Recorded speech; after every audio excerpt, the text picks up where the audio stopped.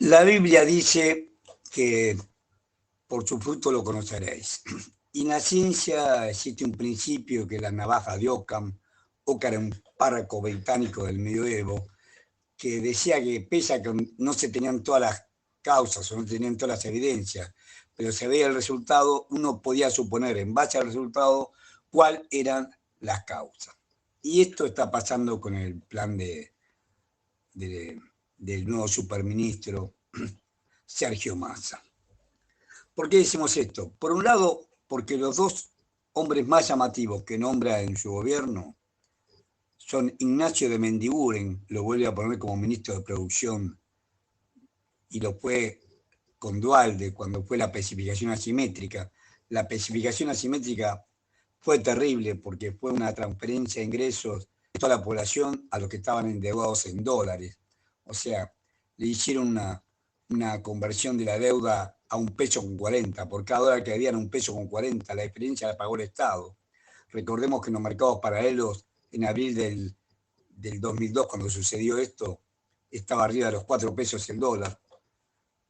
Esa transferencia, por supuesto, los grandes endeudados eran el Grupo Clarín, Techín, Ledesma, Pérez Compán, Eunetian, Bulgeroni, los Macri, los Huerten, Ruemer, Aluar, la Anónima de los Brown, Coto, todos endeudados en dólares que pagaron esa deuda en pesos, convirtiendo la paridad 1-1.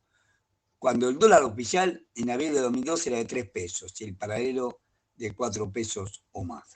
Esto fue Ignacio de Mendiguren, ese es el servicio que le hizo al país. Según la estimación del ministro Remes Lenikov, que era el ministro de Economía de esa época, la transferencia de ingresos fue del orden del 5% del Producto Bruto Interno.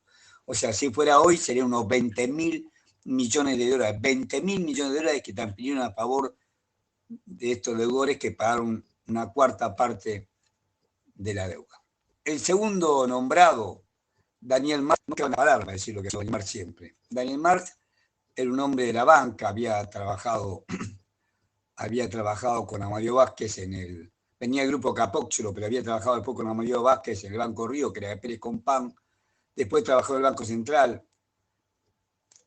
En 1982, durante la gestión de Caballo, fue el negociador de la deuda soberana nuestra, la deuda externa, y ahí fue cuando se acordó el Plan Brady. El Plan Brady consistió, como los títulos estaban a nombre de los bancos, convertir todos los títulos en anónimos, en bonos públicos que eran transferibles. Antes la deuda estaba a nombre de los bancos y estaban perfectamente identificados los bancos o los poseedores de los títulos. Bueno, acá hicieron un bono y el único que está registrado es el primer comprador. Después, como se transfiere, esas nuevas registraciones no existen en ningún lado. Este ocultamiento, la deuda, lo hizo el Plan Brady, y el negociador de la deuda argentina que aceptó todas esas condiciones fue Daniel Marx. Después participó en el plan canje de Cavallo y de la Rúa, o el mega canje, o el blindaje del 4 de junio del 2001, que nos hacía convertirse la deuda para pagar tasas, que hoy serían de regalo, pero eran tasas del 14 al 18% anual en dólares, cuando el mundo no llegaba a pagar tasas del 3 o 4%. Ese es Daniel Marx, y lo ponen en el Comité de Formación de Mercado de Capitales y Control de la Deuda Externa. Bueno, con esas dos perlas uno dice, ¿para qué seguir? Como dice un famoso tango de la época del 40 en la Argentina. Massa viene a devaluar nuestra moneda. Massa va a devaluar nuestra moneda porque la condición que le había impuesto David Lipton cuando se entrevistó. David Lipton es el jefe de asesores del actual Ministerio de Economía de Estados Unidos, que allá se llama Secretaría del Tesoro. David Lipton era el segundo de Christine Lagarde cuando se le dio el préstamo monstruo a la Argentina. En realidad fue el mentor, porque él era el primer subdirector general representando a los Estados Unidos. Y Estados Unidos en el FMI es el que mayor voto tiene más del 16% de los votos, y es el único que tiene poder de veto.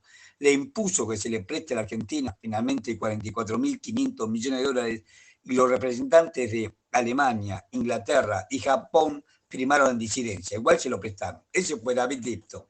Cuando va a Estados Unidos Silvina Batakis, la semana que transcurrió, David Lipton lo primero que le preguntó era qué iba a hacer con el dólar. Y ella dijo claramente que no se necesitaba devaluar.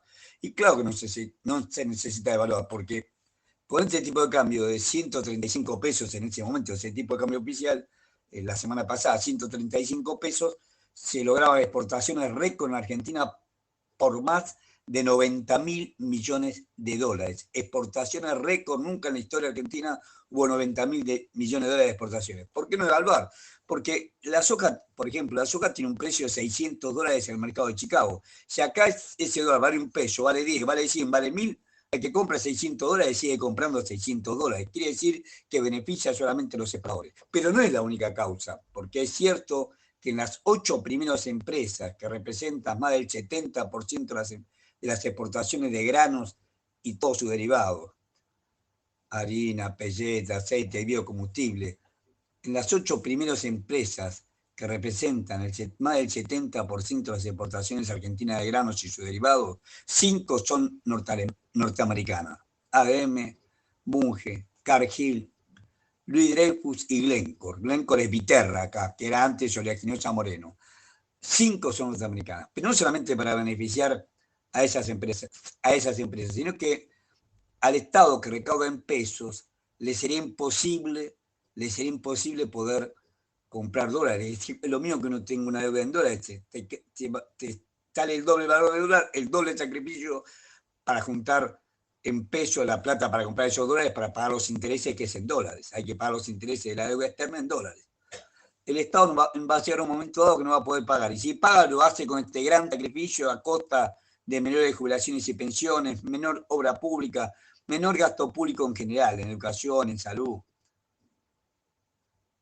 en subsidios. Por eso la segmentación de los subsidios para que pague más el contribuyente que el subsidio estatal.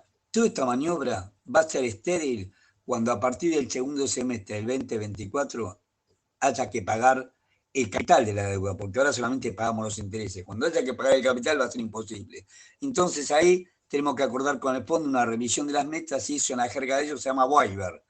Ese waiver es el perdón. Y ellos nos van a decir, sí, te concedo que cambiemos las metas, cambiemos los plazos, prorroguemos los pagos, pero a cambio de esto quiero el gas que van a sacar a 6.000 metros bajo el agua y a 307 kilómetros de la costa marplatense sin importarle el impacto ambiental.